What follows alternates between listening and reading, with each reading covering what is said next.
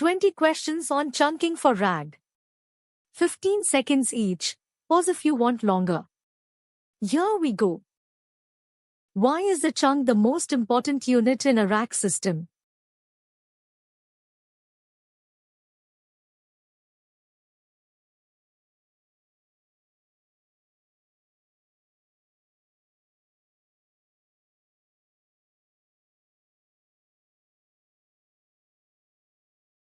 Because the chunk is what gets retrieved, the document as a whole never reaches the model at all. So whatever didn't make it into the chunk that came back effectively doesn't exist.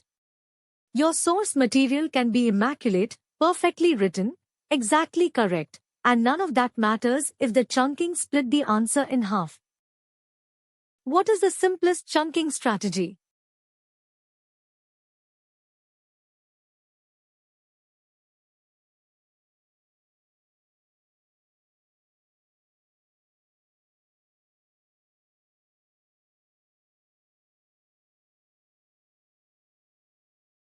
Fixed size, count characters, cut, repeat.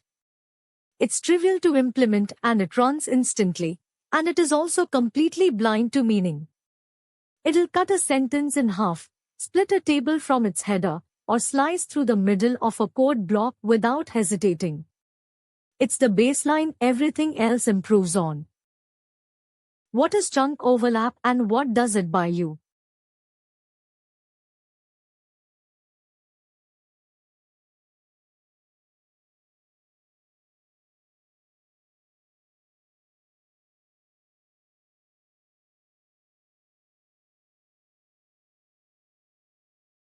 Each chunk carries the tail of the one before it.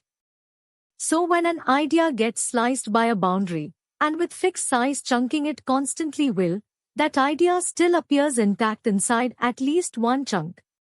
You pay in duplicated text and a slightly larger index, and it's almost always worth it.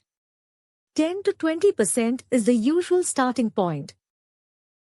What does recursive character splitting do differently?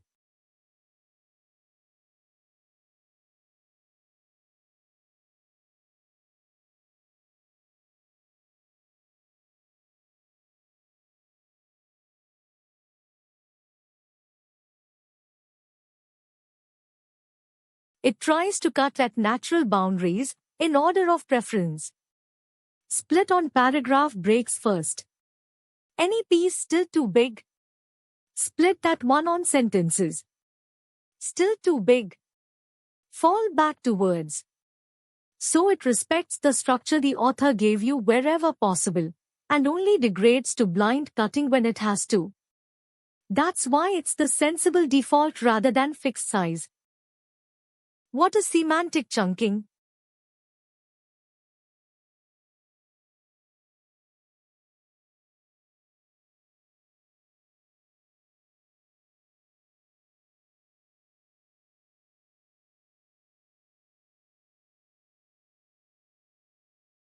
Cutting where the meaning changes rather than where a counter ran out. You embed each sentence, walk through the document comparing neighbors, and when two consecutive sentences suddenly look unrelated, that's a topic shift, so cut there. The boundaries land where an author would have put them. It costs a full embedding pass over everything, which is the catch. Why can a very large chunk retrieve worse than a small one?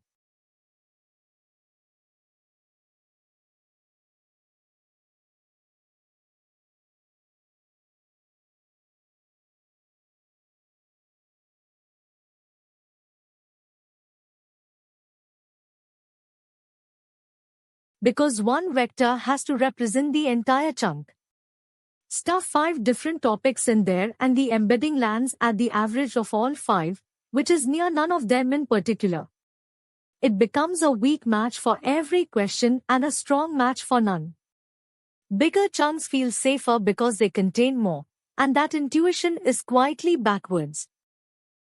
Why can a very small chunk also retrieve badly?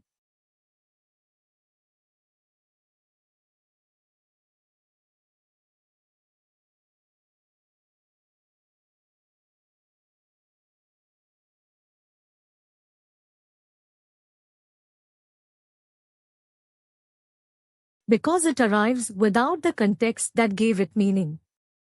Picture a chunk that says it must be renewed within 30 days. That's a sharp, clean match for a question about renewal windows, and it's useless because what's it? The pronoun's referent was to paragraphs up in a chunk you didn't retrieve.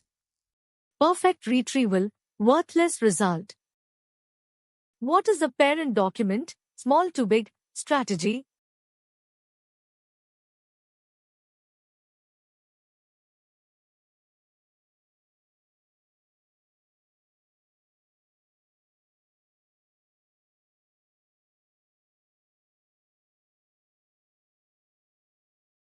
Search with the small chunk, but hand back the big one. It's the direct answer to the trade-off in the last two questions.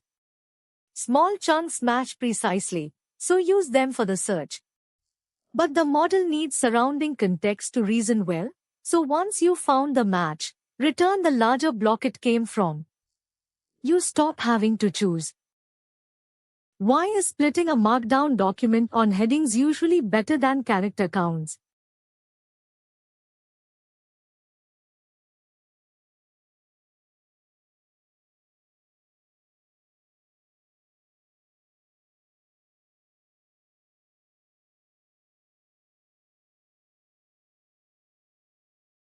Because a human already did the work for you.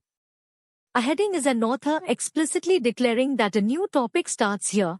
That's better information than any heuristic you could design, and it's sitting right there in the file. Whenever your documents carry real structure, use it. Inventing boundaries when the document already has them is throwing away free signal. You're chunking a PDF with tables. What's the main risk?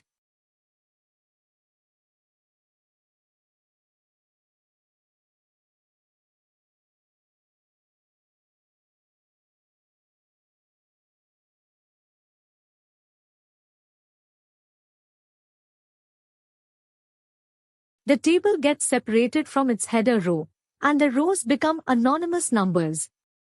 Think about what the model then sees, a column of figures with no idea what any of them measure. And it will still answer, confidently, from data it fundamentally cannot interpret. Tables want to be kept whole, or to have their headers repeated into every chunk. What is contextual retrieval, contextual chunk headers?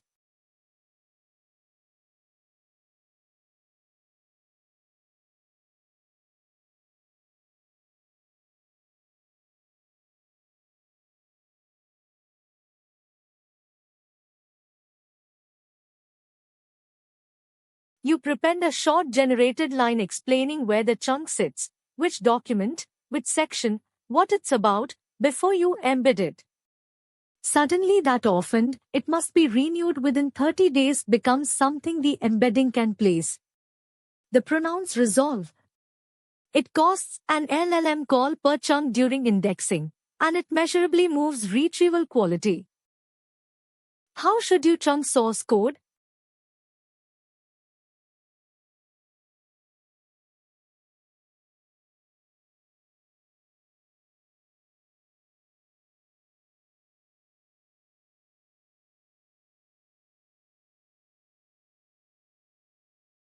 On function and class boundaries, and code punishes bad chunking harder than prose does. Half a paragraph still communicates something. Half a function communicates something actively wrong, it looks complete, it passes as an idea, and the part that mattered is missing. Use a real parser and split on the syntax tree. What's wrong with picking a chunk size because a blog post recommended it?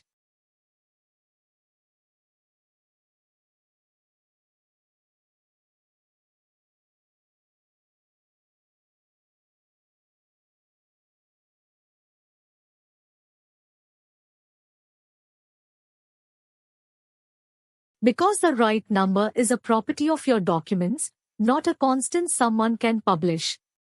Dense legal clauses where every sentence is load-bearing want something completely different from rambling meeting transcripts. And it depends on your questions too.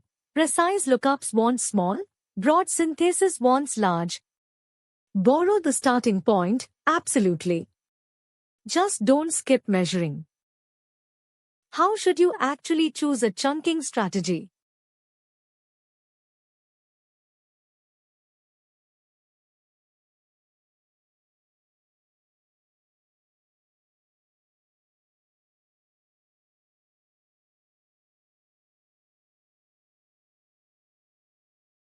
Measure it. Write 30 or 50 questions your users would genuinely ask. Note which document actually answers each one, then check how often your pipeline retrieves it. Now chunk size is an experiment with a number attached rather than an opinion to engineers argue about. This is the least glamorous advice in the episode and by far the most valuable. What does the embedding model's max token length imply for chunk size?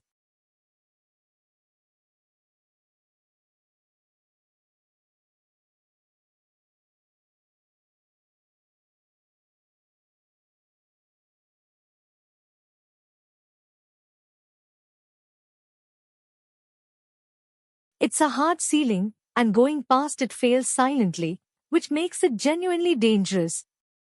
There's no error. Your chunk store happily shows the full text. But the vector was computed from only the first portion, so you're searching against something that doesn't match what you'll retrieve. Everything looks fine and retrieval is quietly broken. You changed your chunking strategy. What must you do?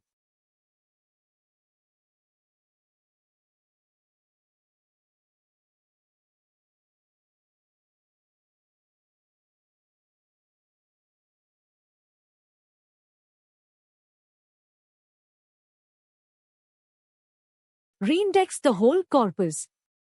A store holding chunks from two different strategies has vectors representing wildly different amounts of text, and the distances between them stop being comparable in any meaningful way. So every chunking experiment costs a full reindex. Worth knowing before you promise the experiment will take an afternoon.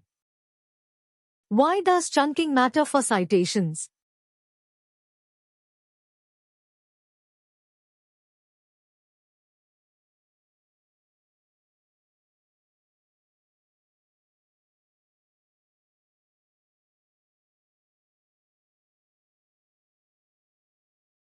Because a chunk is a citation.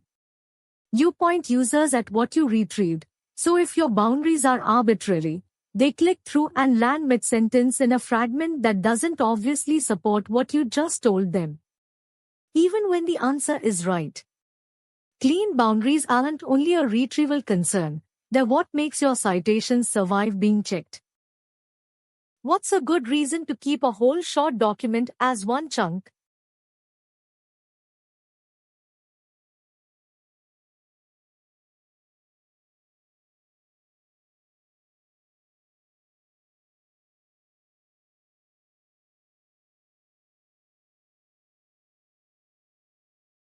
Because it's already the right unit. A one-page FAQ answer, a short product description, a single support macro. These are coherent wholes that someone wrote as a whole. Splitting them purely because your pipeline splits things invents boundaries the document never had.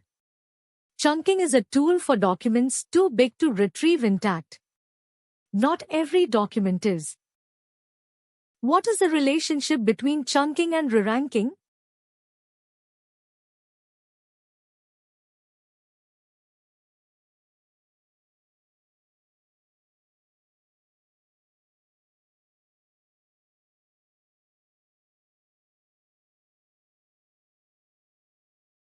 Re-ranking fixes the order of what you found.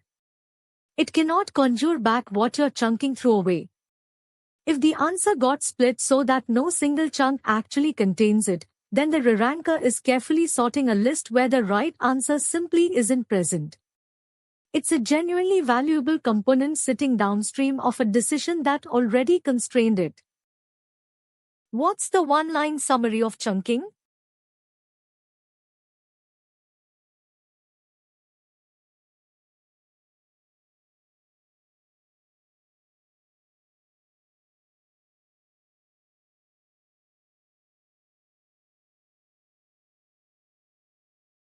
chunks so that each piece could stand alone as an answer to a question someone might actually ask.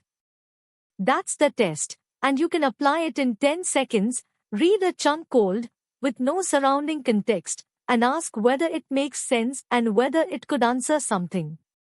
If yes, your boundaries are right. It doesn't matter which algorithm produced them. That's 20.